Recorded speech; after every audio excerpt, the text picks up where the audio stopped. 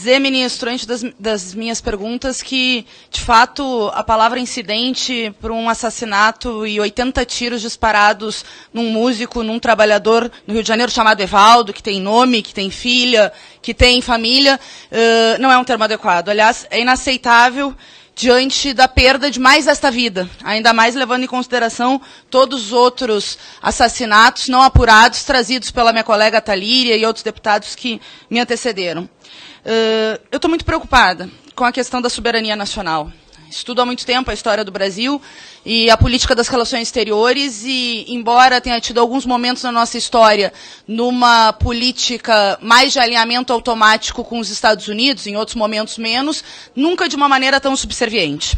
Nunca de uma maneira que nos envergonha, abrindo mão do princípio de reciprocidade no caso dos vistos, abrindo, ministro, algo que tem a ver também com a sua pasta, 100% do capital para que empresas estrangeiras possam controlar companhias aéreas, o que é um risco para qualquer soberania de qualquer país, e, sobretudo, envolvendo o tema da base de Alcântara. Eu lhe ouvi atentamente quando o senhor respondia o primeiro bloco de perguntas, e o senhor disse que não havia restrição para o uso financeiro, né?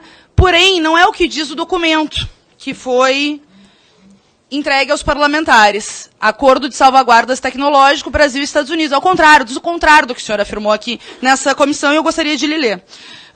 O artigo 3º, no parágrafo 2º, determina que o país não poderá utilizar tais recursos para aquisição, desenvolvimento, produção, teste, emprego ou utilização de sistemas da categoria 1 do regime de controle de tecnologia de mísseis, o que impediria o Brasil de usar os recursos provenientes do Centro Espacial de Alcântara.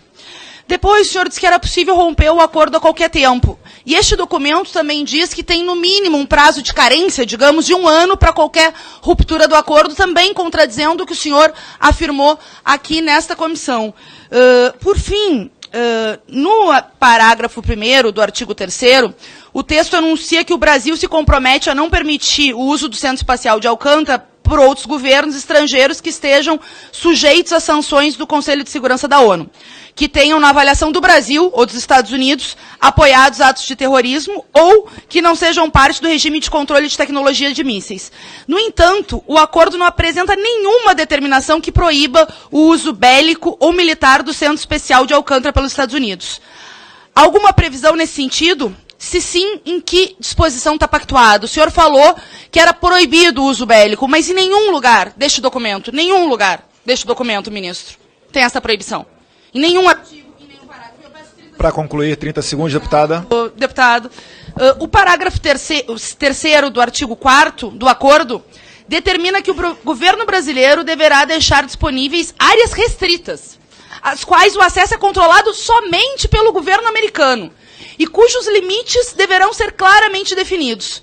Pergunta-se, esses limites já foram definidos? Se sim, quais são eles? Se não, como serão definidos? Há uma porcentagem máxima no Centro Espacial de Alcântara que poderá ser convertido em área restrita?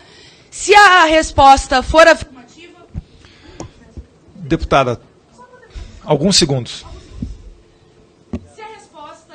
Se a resposta for afirmativa, qual a porcentagem? E qual vai ser, ministro, a vinda oficial de apresentação formal deste documento à Câmara dos Deputados? Isso é um material de propaganda. O senhor veio, está respondendo perguntas, etc. Mas, veja, muito do que o senhor disse contradiz o que está escrito aqui, então penso que é fundamental uma análise mais acurada.